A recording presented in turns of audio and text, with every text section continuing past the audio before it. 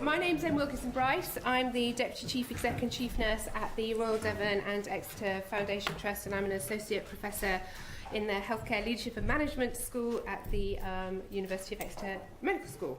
And it's my absolute pleasure to warmly welcome Professor Keith Grint to Exeter. We were just laughing and saying we'd try and make out we've known each other for years, only we've only just met. So I won't pretend to do that. So Keith is Professor of Public Leadership at Warwick University. He's held chairs at Cranfield University and Lancaster University and was Director of the Lancaster Leadership Centre. Keith also spent 12 years at Oxford University, where he was Director of Research at the Saïd Business School.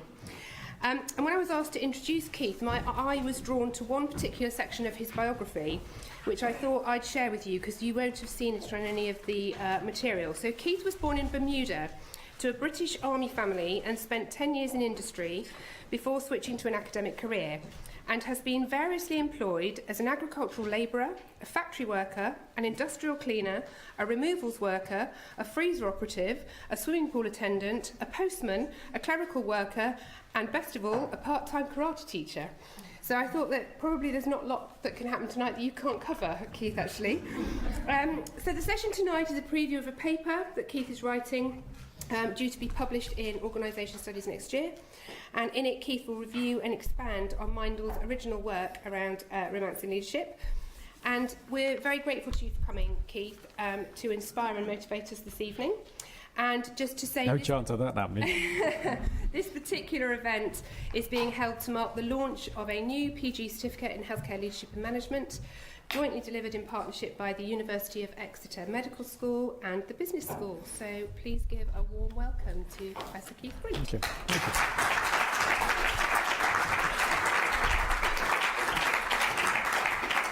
Thank you very much. I don't normally get nice introductions.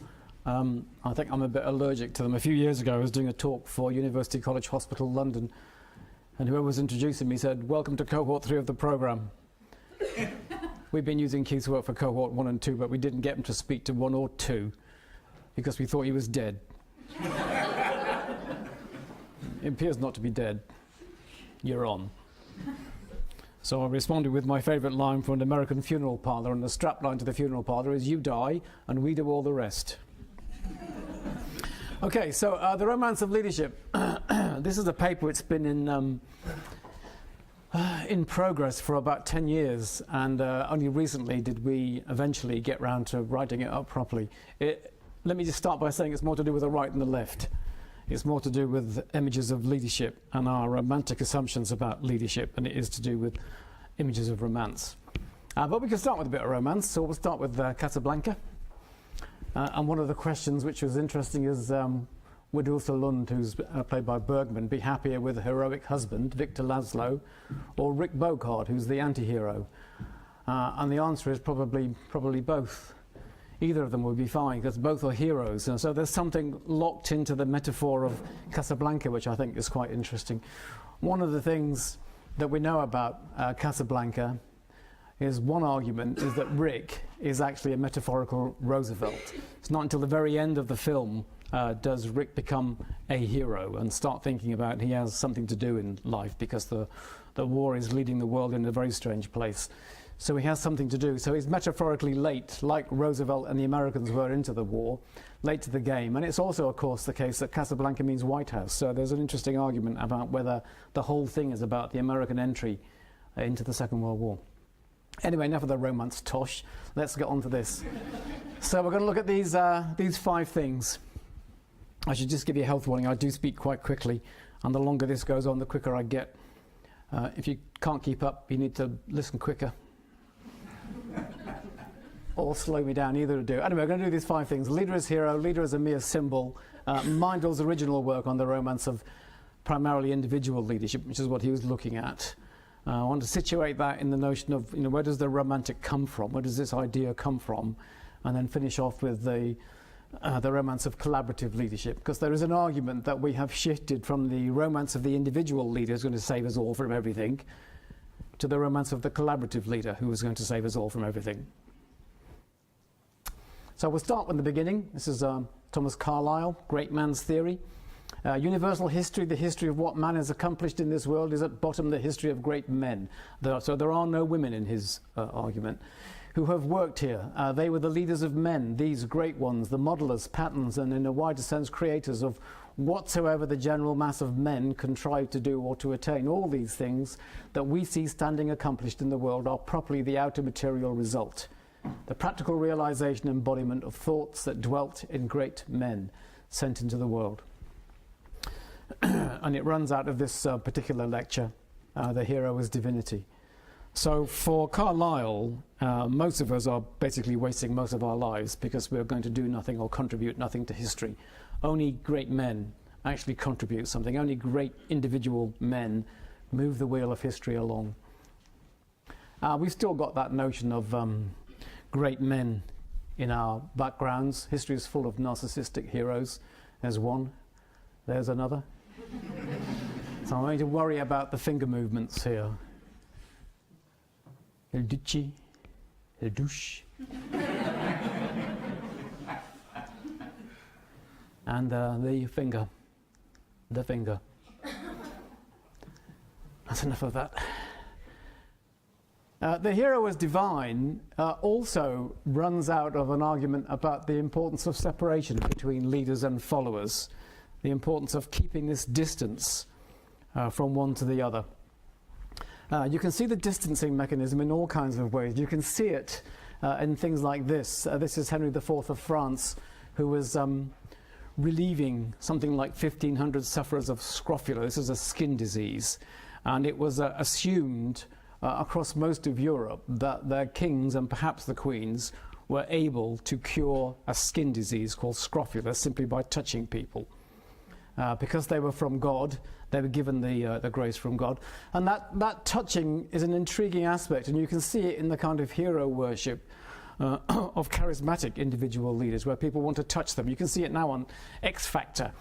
It's a similar kind of approach, that you want to be able to touch this person who last week worked in the Tesco's, but now is a superhero as a consequence of being in television. Touching. You can see in this, so 1628, the English Parliament's Petition of Right limits the power of the sovereign, who was Charles I. And Charles I ignores it. And in 1642, the English Civil War breaks out. 10% of the entire population died in the English Civil War. That is a massive proportion, given that only 1% died in the Second World War, only 2% died in the First World War. So significantly important conflict.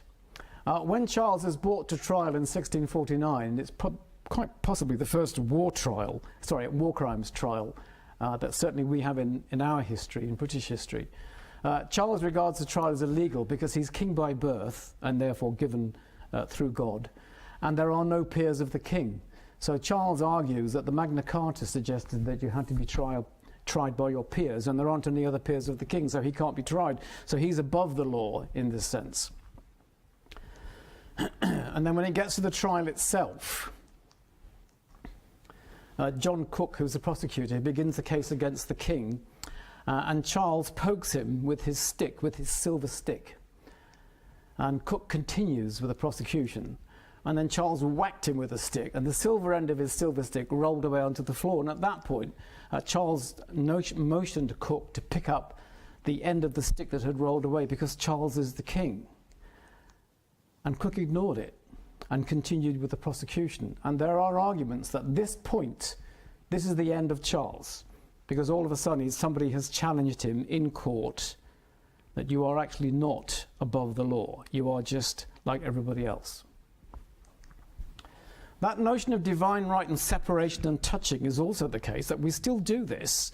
So this is from, I think this is, we got a date on this. I think this is last year from the BBC. Canada's Governor-General in protocol breach with the Queen. So the Governor-General helped the Queen down the stairs because she's old and it was slippery. But this was regarded as a breach of protocol because he touched her. So there's something still locked into this notion that, there are some people that you shouldn't touch because they are given with grace, they are divine in some way. Machiavelli talks about this distancing mechanism in a slightly different way. He talks about the way that the distance mechanism is a way of keeping out the fact that you're just a normal person. So men in general judge more by their eyes than their hands, for everyone can see but few can feel. Everyone sees what you seem to be. Few touch upon what you are, and those few dare not contradict the opinion of the many who have the majesty of the state to defend them. And here are some people who are either embodying or talking about the issue of separation between the leader and the mass. So there is Adolf, of course, dressed, this is the doubly ironic thing, he's dressed as a normal member of the Nazi party. So Hitler never dresses in any kind of the fancy regalia that many of his other officers dress in. He never uses that because he is just one of the people, but you can't touch him. So he's simultaneously just like everybody else and at the same time completely different from everybody else. It's Patton, of course, with his completely illegal silver helmet and ivory-handled revolver. This is Montgomery with 2 cap badges, completely illegal, and an illegal jumper, which he wore all the time. Then we have people like Branson, who never wears a tie, and Veblen's arguments about conspicuous consumption based in America, turn of the 19th century, about people would wear furs in the summer to differentiate themselves, to distance themselves from the lower classes. Because in American society, since it was quite hard to work out which social class you were from the language, because the language was always the same, you did it through clothes. So conspicuous consumption was a way of reminding people that you were actually rich and famous. Then you get the other of that. The other version of this is to try to locate yourself as just a member of the public, just ordinary Joe or Joanne. So Blair here without a suit on, mug of tea, not even a cup of tea, but a mug of tea. He's just like everybody else. Poor old David trying to be like everybody else. I don't know what you're trying to be like, or you, and I don't know what that's all about. So this notion of the removal of the gap between the sacred leader and everybody else led people like Nietzsche to talk about this. God is dead. God remains dead, and we have killed him. How shall we comfort ourselves, the murderers of all murderers? What was holiest and mightiest of all that the world has yet owned has bled to death under our knives? Who will wipe this blood off us? What water is there for us to clean ourselves? What festivals of atonement? What sacred games shall we have to invent? Is not the greatness of this deed too great for us? Must we ourselves not become gods simply to appear worthy of it? So there's something in Nietzsche's argument that even if you replace the God, you end up with another God.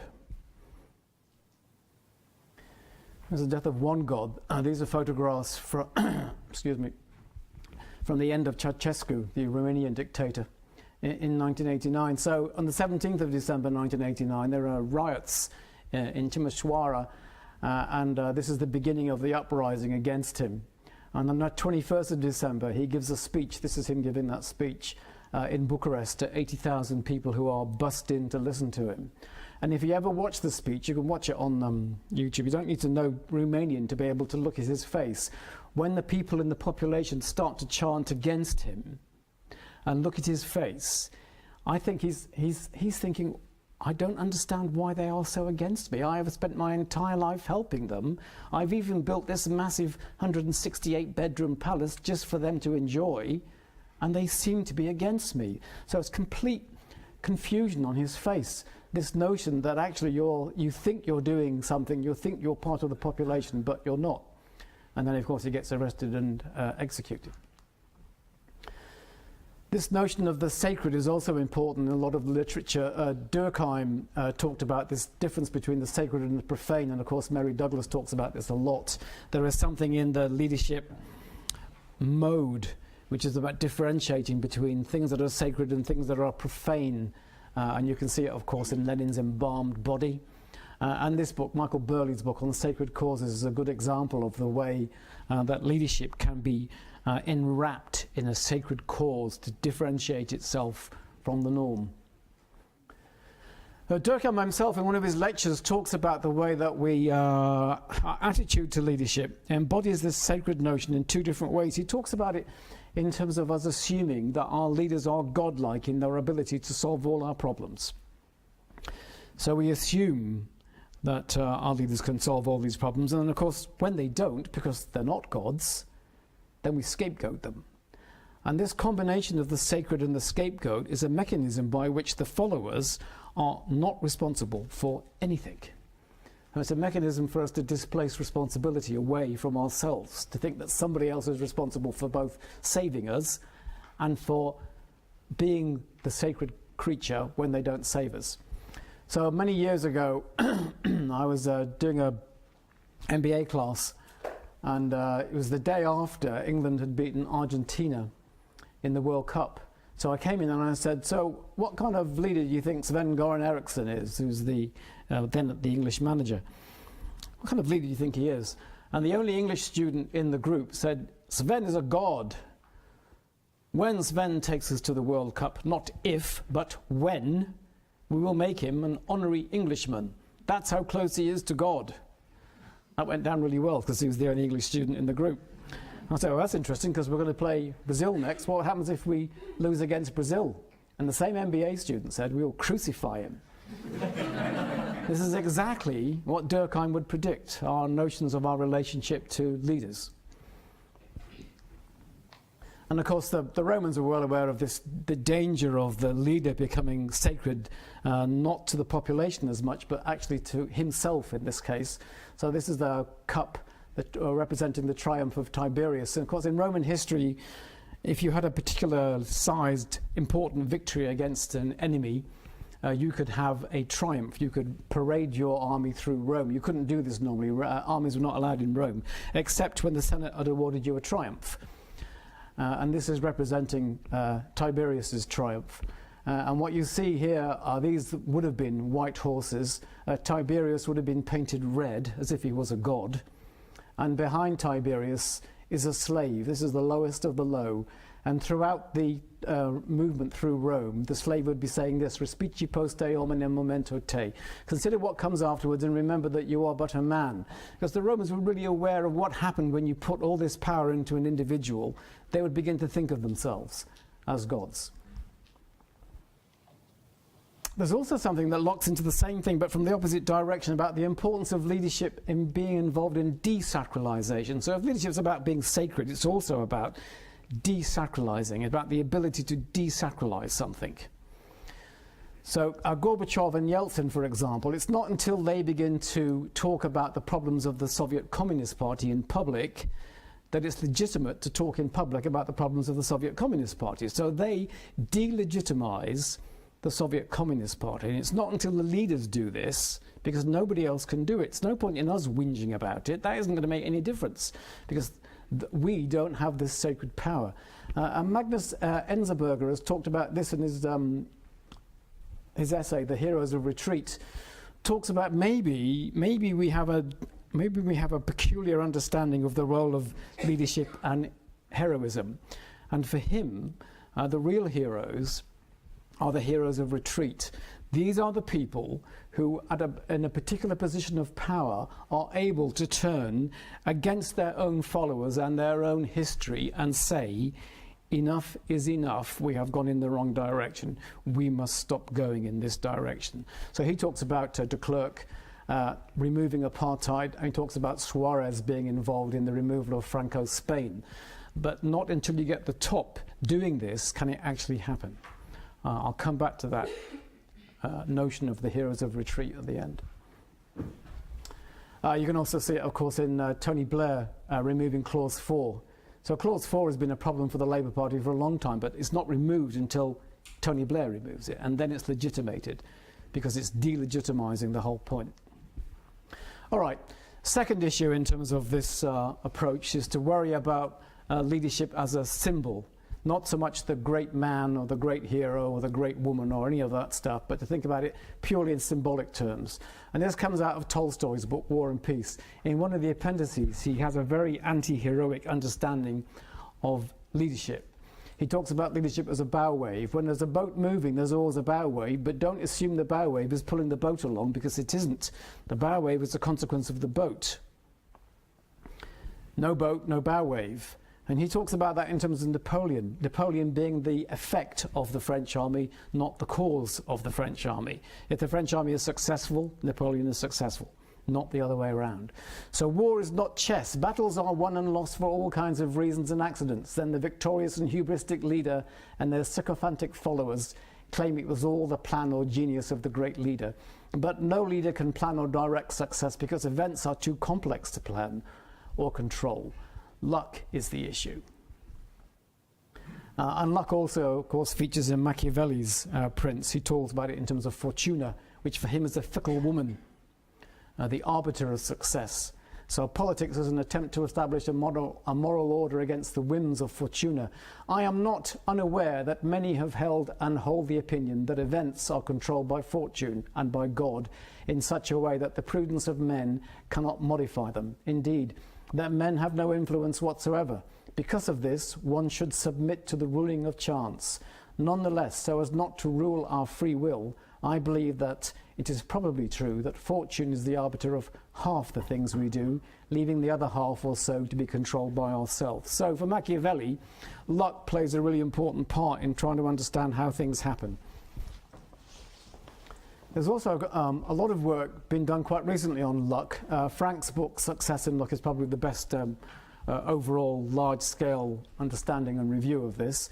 And he starts some of his work by this very original piece of work where what happens is you've got three participants. There's a random allocation of the term leader to one of these three, and then there are 4 cookies brought in, and the question is who gets the 4th cookie, and the answer is it's almost always the person who was the leader.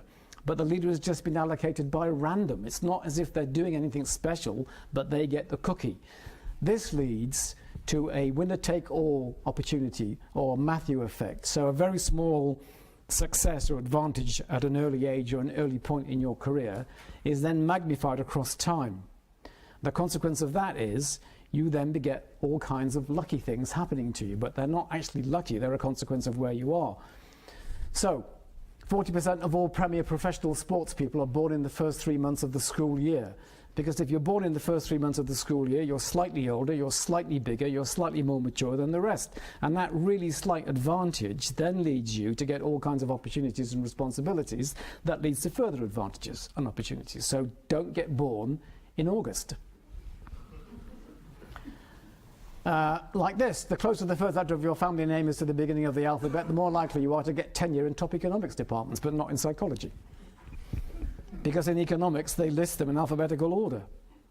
So we know that if you're an A or a B or a C, you're more likely to get tenure than you are if you're a Z. That can only be luck. I built a very small loan into a company that's worth many, many billions of dollars with some of the greatest assets in the world, he said. And I say that only because that's the kind of thinking that our country needs. So Mr. Trump started with £1 million loan from his father. Then he had 40 million from his inheritance. It's now worth between 3 and 4 billion. It should be worth 6 billion if you just invested it in the Standard & Poor 500 index. So that isn't skill. You know, you should be ashamed of yourself rather than think about this.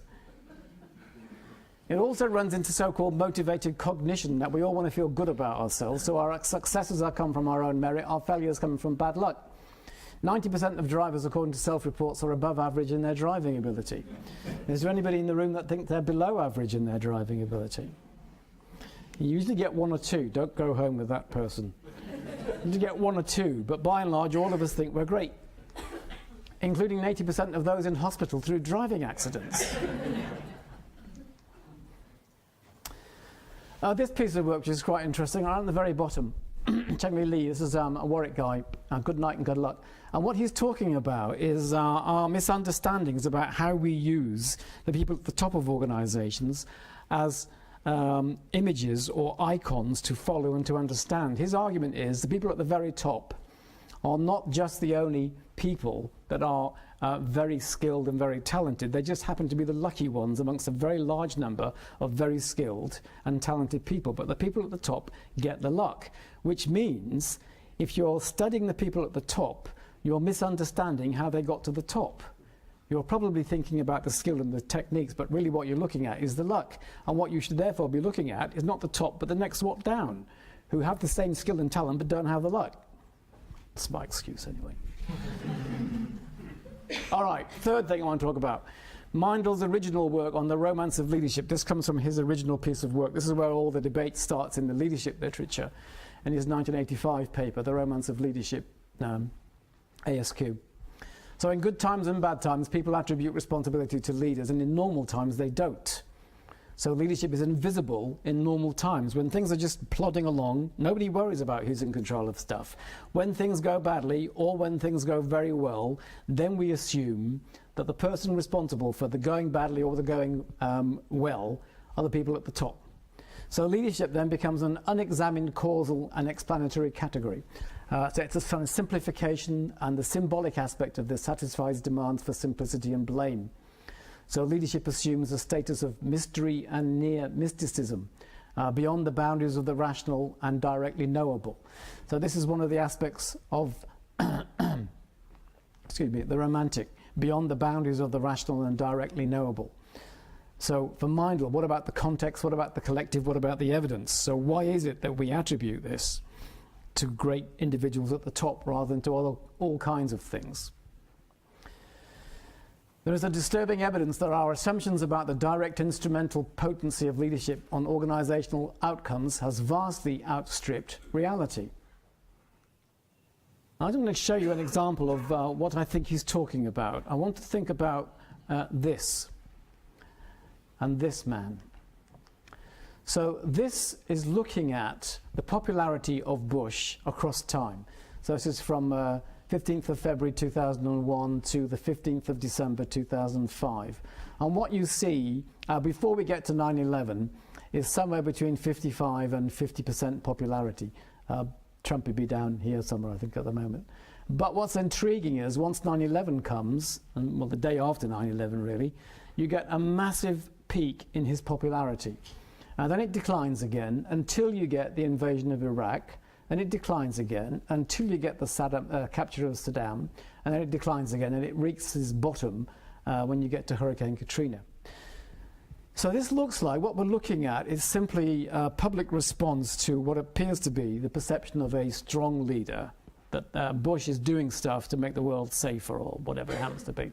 But here's the interesting thing, that at this point in time, support for Bush's handling of the economy also rises from 47% to 60%. That has got nothing to do with the economy. That's just a displacement of assumptions. And when we get to Hurricane Katrina, support for Bush's handling of the economy drops 5%, for Iraq drops 6%, and for terrorism down 8%. Now, none of those have got anything to do with Katrina. So again, what you're seeing is the attribution of positive and negative aspects to an individual on the basis of some of the stuff which is completely beyond his control. Later papers by Meindl considered switching the focus from leaders to followers. But in the later papers, and this is the essence of one of the arguments that we make in the paper that's published or will be published next year, is that the same romantic movement has gone from individuals to collectives. So it's the absence of a critical understanding of what actually is going on here. What makes you think either this individual or these groups of individuals are doing things? What makes you think they're responsible for this? And then more recently, we've got the so-called New Romantics. Steve Kempster and Bridget Currell in 2016 wrote this book called Responsible Leadership. This is a quote from it. They call themselves the New Romantics. The New Romantics of responsible leadership reintroduce the romanticized rhetoric to situate it within current leadership discourses regarding authentic, distributed, and ethical leadership, where the societal, economic, and environmental challenges do require us to collectively take the lead in moving forward towards doing good and growing well. So our concern with this kind of approach is the assumption that only if you're involved in this kind of stuff are you doing good, and what counts as doing good anyway? This is a highly contested term, the notion of the public good. We just have disputes about what the public good is. But there seems to be an assumption in this kind of approach, which again is a really romantic assumption, that we all know what doing good is, so we should just get on and do good. Fourth bit, I want now to take this back to the beginnings of the Romantic movement, to think about where all this stuff comes from, this notion of Romanticism. So Romanticism develops in the late 18th century as a reaction to the Enlightenment. It's impossible to understand Romanticism without first understanding the context from which it arose. And the Enlightenment, with all its modernizing impulses informed by rationality, logic, production, objectivity, and control. These are all counter words to the Romantic. So Romanticism, artistic and philosophical response to contested Enlightenment. This is where the Enlightenment comes from. So first of all, we have the pre-Enlightenment, then we have the Enlightenment, then we have Romanticism. So this, of course, is Thomas Paine talking about why we need to have the Enlightenment, what it will do for us. Whenever we read the obscene stories of voluptuous debaucheries, the cruel and torturous executions, the unrelenting vindictiveness with which more than half the Bible is filled, it would be more consistent that we called it the word of a demon than the word of God. It has served to corrupt and brutalize mankind. So what Thomas Paine is talking about is this kind of image of the past. This is why we need to have the Enlightenment, to get away from both the assumptions that there are some very evil people that need to be destroyed, and there are all kinds of superstitions that you need to worry about. Also, of course, situated in Hieronymus Bosch's paintings, The Origins of the Enlightenment. And if you look in there, you see, it looks a bit like one of my days at Warwick Business School, to be frank. But anyway, let's push on. This, of course, is Thomas Hobbes. Again, an argument about why you need to have this logical, rational response. Because before that, and without it, and for Hobbes, without a dominant single central authority, there would be no arts, no letters, no society, and which is worst of all, continual fear and danger of violent death. And the life of man, solitary, poor, nasty, brutish, and short. So the Enlightenment, we have all kinds of phases of the Enlightenment, because they have the early Enlightenment, 1685, 1730, with people like Francis Bacon, Thomas Hobbes, Descartes, scientific revolutions of Galileo, Kepler, Leibniz, Newton and Locke. The High Enlightenment, 1730, 1780, Voltaire, Rousseau, Montesquieu, Diderot, Paine and Jefferson. Late is the French Revolution that we'll come to in a minute.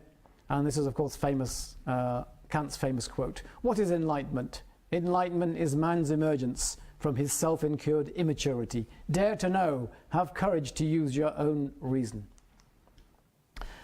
So the Enlightenment is an attempt to throw light on the darkness constrained by pre-scientific assumptions about religion, gods and magic, generated not just scientific endeavour but an assumption about political systems, that you could actually use what was coming out of the Enlightenment thinkers to organise a governance system, to organise a society. It would be run on the basis of logic and rationality. No longer would we have this superstitious nonsense.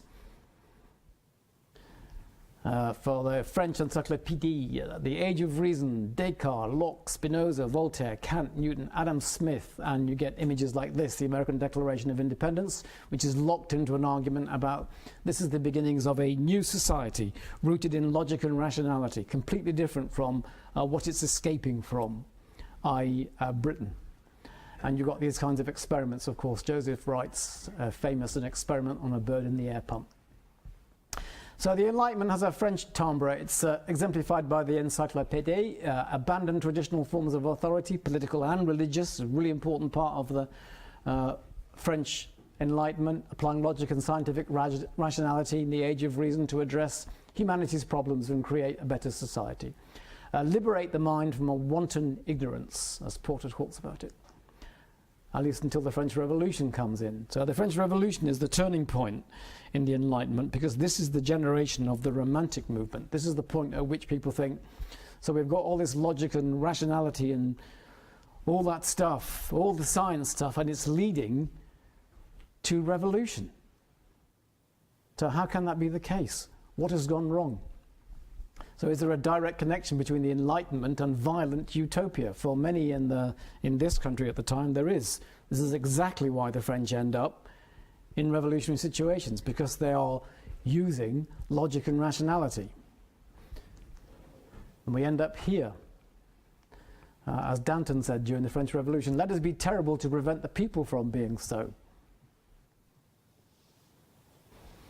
So the Romantic has a really strange feed into the French Revolution. First of all, it's the French Revolution is about the Enlightenment, not the Romantic, but there are some really strange aspects of the French Revolution. So one of the things that Robespierre is involved in, he is giving a speech to the Jacobin Club, July 1794, just before he himself is executed, guillotined. And these are the words that he uses: "If you forsake me, see how calmly I drink this hemlock." And the important point is to look at the dress that he's wearing. He's wearing a blue coat and yellow trousers. This is exactly the same as this. This is the picture of Goethe's Werther.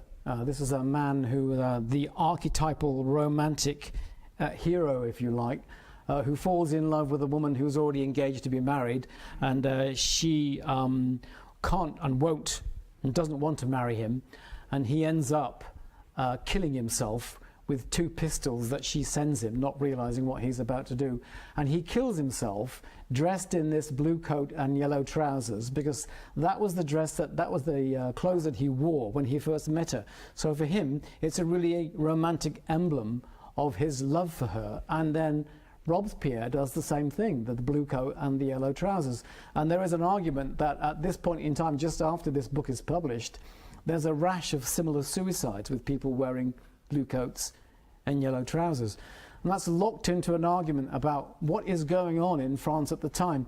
So at the time that's going on, what the French are beginning to do is to celebrate the supreme being. So having removed religion, having removed the anti-logical, anti-rational aspect of French public life, they then reintroduce a civil religion, which they call the supreme being.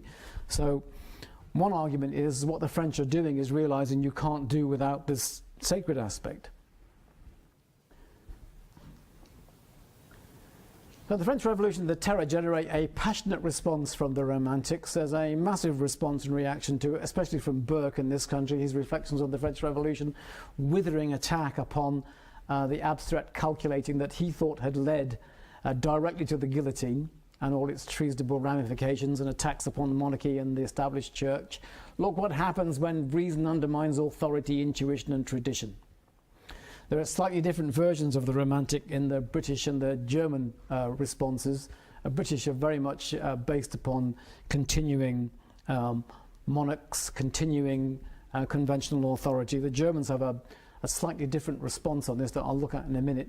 Only Bentham really manages to escape this critique of the Romantics of the Enlightenment. So his utilitarianism, much more respectable, i.e. less dangerous approach to institution building, and he manages, and his work manages to survive the Burkean-led assault from the political right. So by the late 18th century, although great strides had been made in understanding the world and human beings placed within it, breakthroughs had led to a sense of alienation from nature. This is the point the Romantics are trying to make, that you can go so far with logic and rationality, but if you go too far, you lose the issue of nature. So reacting against industrialization and the factory system, Romanticism emphasizes what was being lost: human subjectivity, emotions, feelings and imaginations, the human embeddedness in nature and the romantic idyll of rural communities. So Romanticism is deeply utopian and fundamentally shaped by idealism, nostalgia and a sense of loss. In the German version of Romanticism, there's a very strong nationalistic particularism. This is the kind of tribalist work that Herder's involved with. There are clear arguments that this is the thing that leads eventually to the kind of rise of extreme right politics in German history.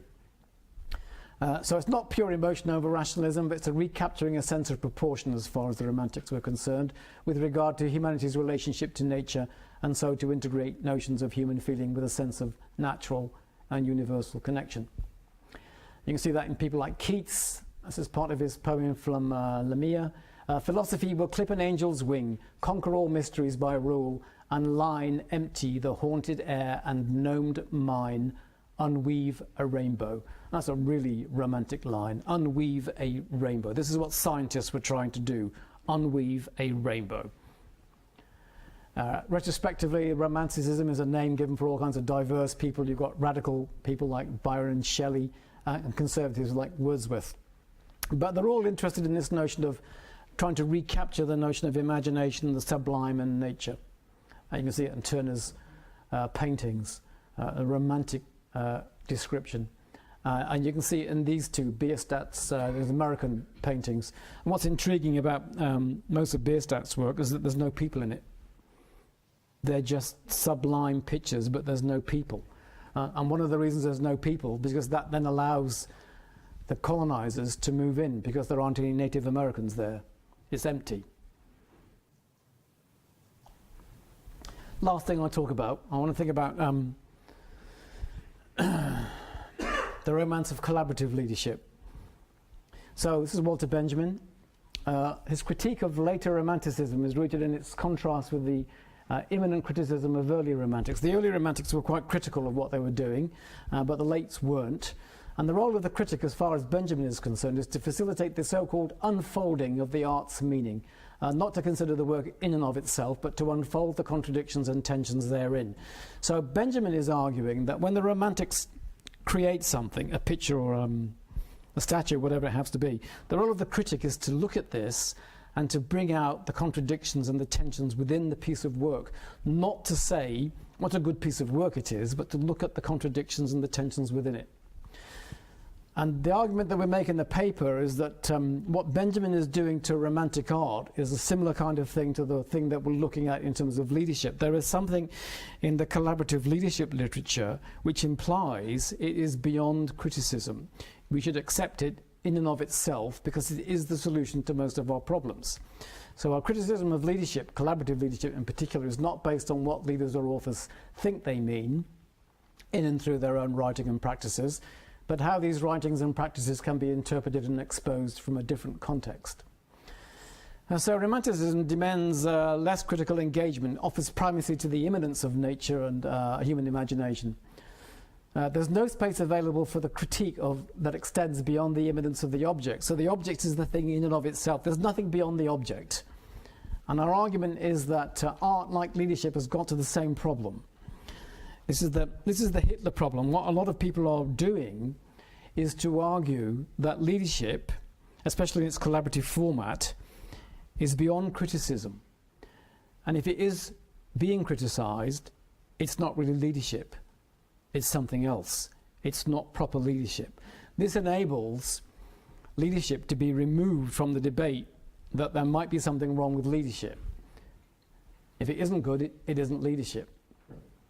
So for Benjamin, an over-romanticized art replaces the disharmonized social reality with a harmonious collective myth, which I think is something that collaborative and collective leadership is now in danger of reproducing.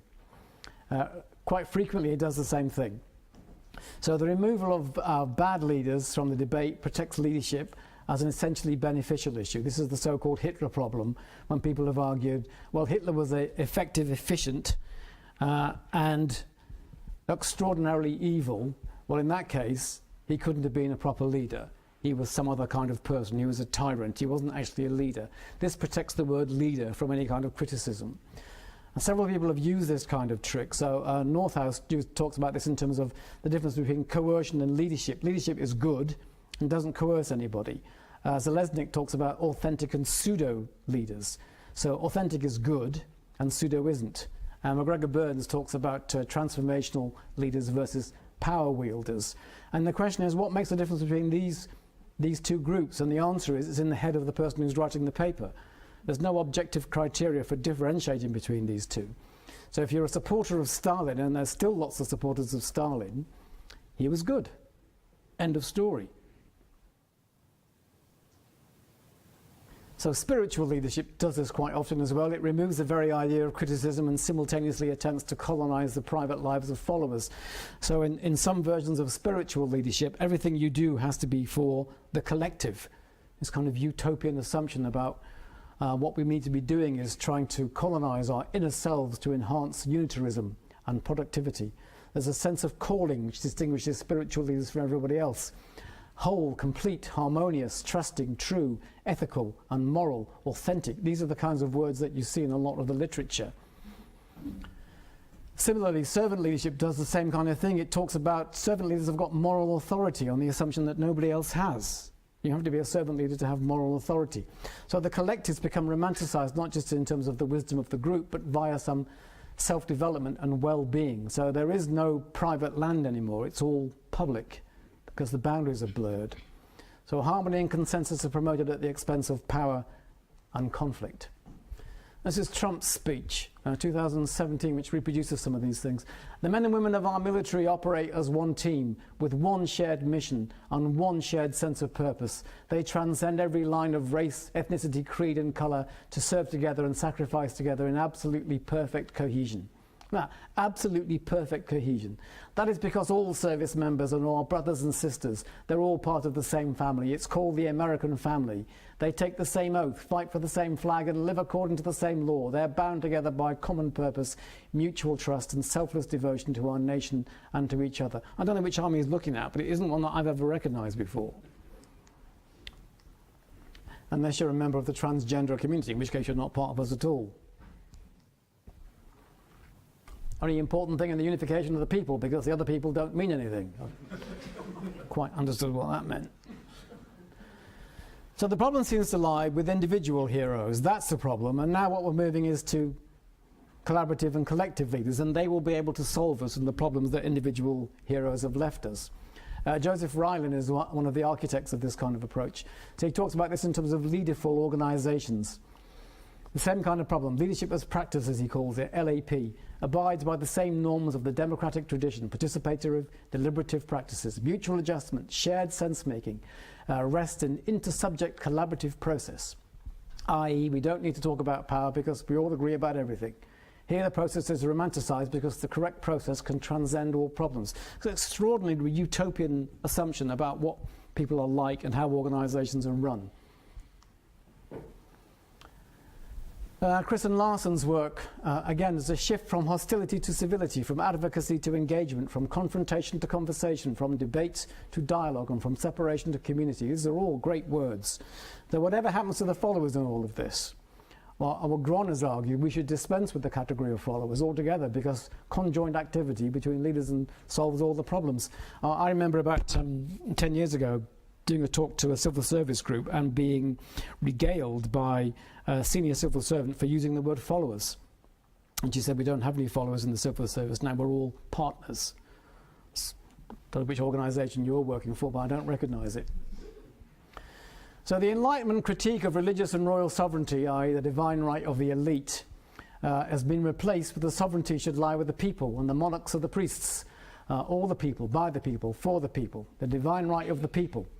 We've had this divine right of the people before with the Brexit campaign. The people have spoken. You must listen to the people. This is often regarded as a so-called folk theory of democracy, populist and retrospective. It's populist.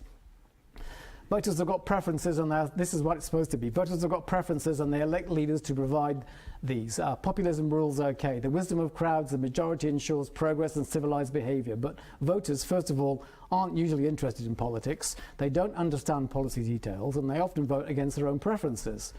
So there is a big question about whether you can simply rely upon the people to be able to understand what's going on here. Voters have a few strong preferences, but they don't generate coherent ideological positions. Most voters don't vote for ideological reasons.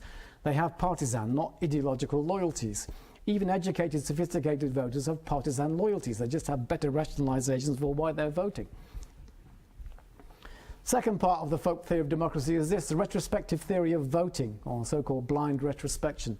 So voters don't determine what the electors' leaders could do, because they can't, but they can vote them in or out on the basis of previous performance. The difficulty is, do voters understand what governments are actually doing and responsible for in terms of things like global warming, crime, and the economy? And the answer is, by and large, they don't seem to understand this.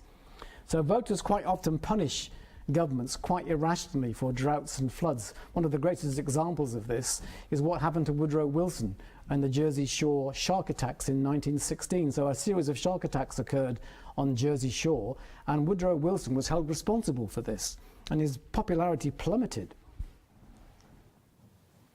It's also retrospective, or so-called myopic retrospection. The past is only relevant in the immediate run-up to the vote. So voters are insensitive to long-term, but sensitive to short-term economic conditions. So Carter was punished in 1980 for the final year problem after several good years, and Reagan was elected on the basis of a final good year, despite previous bad years. So bad drives out good, and poor performance is punished more than good performance is rewarded. You can see that in all this notion of the danger of the collective and what people do to belong to a collective is reproduced in all these kinds of works. So Todd's work about people imitating each other, Le Bon's original work about groups being irrational, the Asch experiments, if you know those, are good examples of the dangers of the group. Teifel's work about people arbitrarily assigning to random groups and favouring their own methods over others. And then, well, enough said. So the Romantic heritage also supports this notion of communities over individuals. You can see that in a whole series of experiments or a whole series of groups of collaboratives and collectives. The poets, for example, and the Pre-Raphaelites, Keats, Shelley, Wordsworth, Coleridge and Byron, all of these people engaged with each other and regarded themselves as better because they were in a group. It's as if the wisdom of crowds is always wise, but if you change the word of the wisdom of crowds to the wisdom of the mob, you get a different understanding of what groups are capable of doing. So just because they're a group doesn't mean they're necessarily beneficial. So all these things, witch trials, FGM, lynching in the southern US, these are all the consequence of mobs and groups.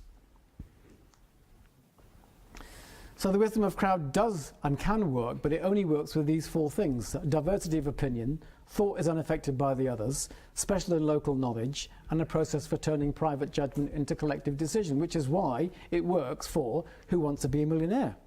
Ask the audience. That's when the wisdom of crowds work, but you have to have these four things to ensure that you don't end up in somewhere bad. So what about teams? So the teams suffer from the same kind of problem, because we're very keen on teams all the time. So are teams necessarily good? Well, not necessarily. Sometimes they are, and quite often they're not. So high performance is not necessarily a consequence of teams, and we've known this since Hackman's work in 1990. Some teams work and some teams don't. Team failures are often blamed on individuals, not on teams. So why do we have a faith in teams? Well, because we don't actually know what the real effects are, goes back to the beginning of the talk, and because teams fulfill all kinds of social needs that have got little to do with work effectiveness. If you know Donald Roy's Banana Time, you will know that the whole of the piece is about the social aspects. It's got nothing to do with what the people were actually working on. It's just the social aspects. So I want to finish with this. So this is a worry about what leadership is. What is the purpose of leadership? Where are we going with this stuff? I want to finish off with Ibsen's play, Enemy of the People. So if you don't know the play, it's based upon the Norwegian coastal town, tourist town, and the town have invested lots of money in the public baths for the new tourist season. But on the first day of the tourist season, Dr. Stockman, who's the local town doctor, realises the baths have been poisoned by the local tannery. So he goes to his brother, who's the mayor, and requires him to close down the public baths. And the mayor says, I don't think so. Not after all that investment. And the doctor says, if you don't close them, we will poison the tourists. And the mayor says, no, we won't. It'll be fine. And Dr. Stockman says, if you won't close them, I will call a public meeting and get the people to agree to close the baths. They have a public duty. And he calls a public meeting and they howl him down and they call him the enemy of the people. So there's something in here I want you to finish off with and worry about in terms of what leadership is actually all about. And I think leadership, in the sense that we're talking about here and facing these kinds of problems, is both dangerous and unpopular, which is why many of us don't want to get involved in it. It's about telling people bad news. Or in the words of Ronnie Heifetz, it's about disappointing people at a rate they can manage. Thank you.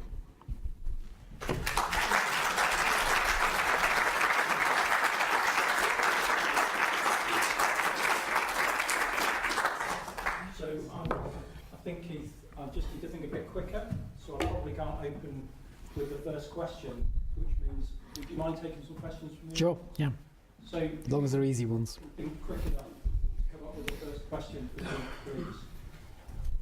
If you wouldn't mind just saying who you are and what your background is, just so Keith's got some context. Sure. My name's Phil Harvey. I'm co-director of the Exeter Centre for Leadership. I'm very interested in intermediaries and the impact of intermediaries on leadership. You've talked a lot about artists and other types of intermediaries. I was just wondering what you felt about the role of the media, and in particular today social media, and how that affects perceptions of leadership. Yeah. So let's just go to the media first of all. Generally, I think what the media has done historically is pushed people away from the leadership in the way that I'm talking about it here, in terms of it disappointing people at a rate they can manage. I think the media has pushed us into assuming a command mode, as I would call it. So you have to have the answer, and you have to be quick about this, and you mustn't make a mistake. So all of those things the media pushes individuals down to, and there's a short time span, which is exacerbated by social media. There was something on, Gordon Brown was talking about social media today, and he talked about it in terms of social media appeared to him to be, he didn't understand it anyway, it appeared to him to be more like an echo chamber than a debating society, because all you get is abuse or people saying you're right. So it's for him the social media isn't a mechanism for discussing or negotiating where we should be going. And in that sense, the difficulty is, can you get beyond that? Can you get beyond the media? And one way that Trump has done it, for particular example, is to say that it's fake. So there is a mechanism for doing it, you just call it fake. And that resolves the problem, theoretically. So I would be surprised if that doesn't now become a mechanism by which we simply disagree with people who are wrong. I can't think of the name of the authors who just published the work a couple of years ago, and it's looking at motivated cognition again. This is an argument that our politics biases our understanding of life. And what they do is they have about 1,000 people in the response, and they divide them into quarters, and the first 250 get some numbers which relate to whether sun cream resolves cancer or not. And the second quarter, the numbers are reversed, and they're asked the same question: does sun cream inhibit cancer? And before they've got to this point, they've done a whole survey of this population, and said and worked out where they sit on the political line. So are they Conservative Republicans or Liberal Democrats? And also what your mathematical skill is. Then they give them the numbers, and the numbers are quite difficult. And something like 63% of the population get the numbers wrong, irrespective of which way around the numbers are. But the sharper you are mathematically, the more likely you are to get the numbers right. Nothing to do with politics. Then they use the same numbers, and what they do is they assess people on the basis of this.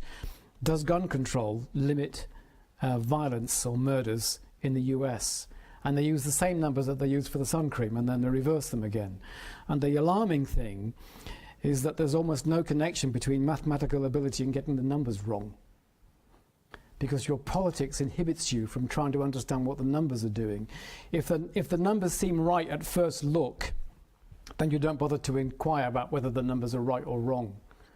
So what you end up doing is you end up biasing yourself. Whether you're political liberal or political conservative, it's still the bias works all the way through, which is a really difficult issue in terms of the media thing, because now the question is, so what should we be doing? Should we be removing those difficult, complex scientific decisions to experts? And the answer is no, because even the experts are biased. So you still don't get result. You don't get round that problem. Yeah. I'm Adele Johnson. I work at the University in the area of CPD. This is partly serious and partly frivolous, so bear with me. But I was excited to hear about the heroes of retreat in the current political context. Yeah. How long have we got to wait for Theresa May to lead us away from Brexit, or are we going to have disappointing people at a rate we can manage? Yeah. So I wrote a paper in my old journal called Dirty Hands and Clean Heels, which is an argument about about politicians in particular make decisions and then either run or don't run, which runs into the Brexit stuff. And I think the heroic retreat recaptures this in a slightly different way, and it argues that we don't need heroes to be able to guide us towards the Brexit barricades. We need these people who are willing to say, you know what, I'm going to say this, and then my career is over. But my responsibility is to say this, knowing that I will now get terrible things on social media, and then my career is finished. And unless we get enough people or enough political leaders to be able to do that, and people are more concerned about their careers than they are about what they need to do. And I think we're just going to wander into some kind of nightmare place. She got quite close when she refused to answer the question, how would you vote if there was another... Yeah. Yeah, so there is something locked in there about, so what are you here because you like the job, or are you here because you have something in your head which says this is the direction we should be going? And I'm not sure she has in her head a notion of which direction we should be going. It's just, I like the job, which I think is not necessarily the correct response. Yeah. In Henry Mintzberg's most recent book about managing illness and healthcare, he argues to move away from the heroic notion of leadership and actually take us back to the leader as a good manager. Right. And I just wondered, Yeah. Yeah. So in the work that I've done on leadership, management, and command, I think the argument that I've always made is that something like 80% of our lives are about management. If you don't get the management right, then this stuff doesn't work and the lights don't come on. And I don't remember the last time I saw a management development program. I've seen lots of leadership. I've never seen a followership development program, ever. So I think we probably misunderstood two things. One is the importance of management, just non-heroic in the sense that we're talking about. And the second thing is to misunderstand what leadership's about. I think most of us assume leadership is what I would call command, which is about being right, being decisive, and never making a mistake. That's not what I think. I think leadership is about this. It's about being responsible and telling people, no, you can't have this. I know you want it, but you can't have it. Hi, I'm Rob Anderson. I guess I'm a social scientist who's been working in dental schools and medical schools for a number of years, so I'm interested in that side of it. And I suspect there could be a lecture, and there is a discourse, on doctors as heroes and doctors or clinicians as sacred people. And so I think a number of your themes made me think, well, that there's a literature. So does that make doctors who are leaders kind of at greater risk or at worse risk of being poor leaders, or perhaps being better at telling people things they don't want to hear? Yeah, so I think there's a couple of things in there. One is the danger that we tend to assume that if you're a doctor, you must know how to fix me. This is your job, is to fix me. This is the job of the health service, to fix me, irrespective of what I've got and irrespective of how responsible I am for what I've got. Your job is to fix me. That's the first problem, that notion that you are a hero and you can fix me. Secondly, I think there is something in that kind of medical experience of not telling people, yes, we can fix you, yes, you're going to be fine. And the kind of notion that I can't tell you whether you're going to be fine, which is the closest we probably get to this, is to be able to disappoint people. No, you can't, you probably won't survive this. Sorry, but that's the way it is. As opposed to our conventional assumption that you should never disappoint people. You should always be optimistic. I think that notion of always being optimistic is part of the problem. I think the other part of the problem that goes back to the health service, that I don't think we've actually worked out what the purpose of the health service is. Not since 1948 have we sat back and thought, what are we doing here? What is the purpose of the health service? And what is your responsibility in this? Because there's a good argument that health is your responsibility and illness is our responsibility, but you have a duty to look after yourself, and if you don't, that's partly your responsibility. But until we get to the point where we think about the purpose of the health service, we're just going to respond by saying, well, we just need more money, more nurses, more doctors, more everything. But there's an infinite demand, and you can't address the infinite demand. You can't do it. But we don't like disappointing people, so we keep pretending we can.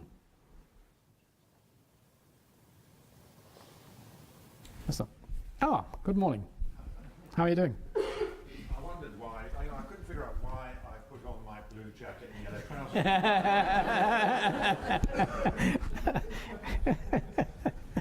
trousers. Now you know. I think the enemy of the people question is very interesting, because in a way the doctor was not allowed to lead.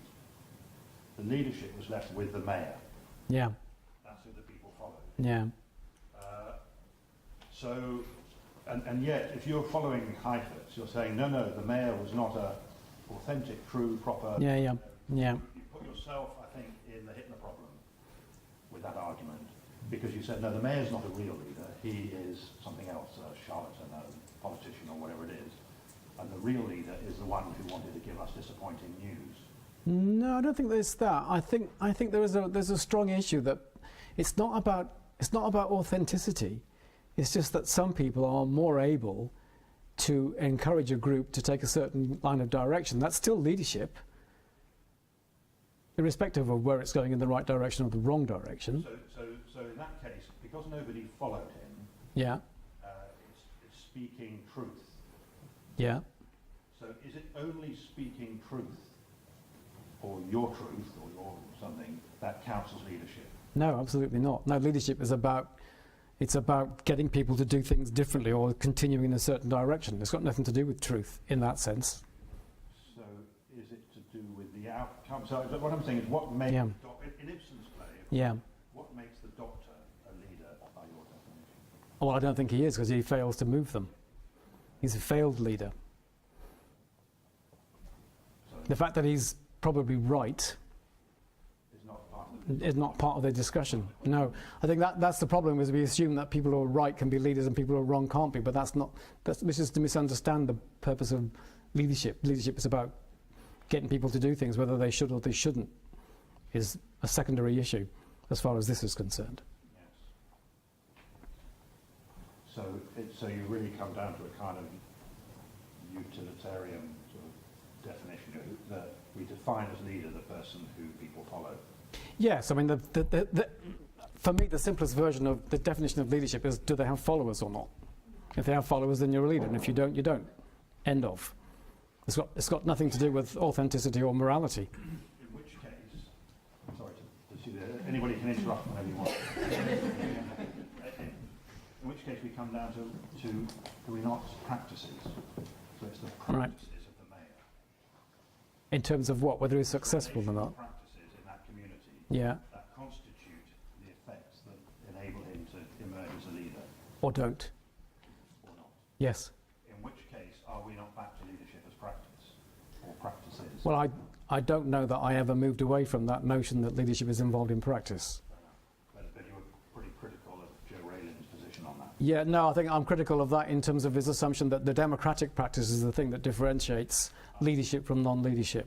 That you have to be a democrat to be, and democracy is by definition good. So it's the totalitarianism that's significant here. In terms of, we're talking about enemy of the people. Well, significant in terms of what? In terms of the kinds of practices that are deemed to be effective. Yeah, in this condition and this criteria, what's effective is the mayor, not the doctor. Trump and not Clinton. Yeah, it's exactly the point. Yeah, and even when it doesn't matter what Trump does, he still has an enormous popularity. And that is the worrying thing. Many of us are followers. But if you view it from the point of transactional analysis, is that the doctor is expecting an adult-to-adult transaction, Yeah. whereas the mayor is expecting an adult-to-child. Yeah. Because he is actually saying what Yeah. people believe they need to hear. Yeah, so it's a bit like, our assumptions that what we want from our children when they grow up is to be independent thinkers. And yet, when they're children, we want them to do exactly as we tell them. And then when they get to school, they have to do exactly as we tell them. When they get to university, they half have to do. Well, I start so at the beginning of term, I have 250 undergraduates on an organisational behaviour lecture. Goes through the term, and the first lecture, I start out by putting up 10 criteria by which we're going to run this lecture this term.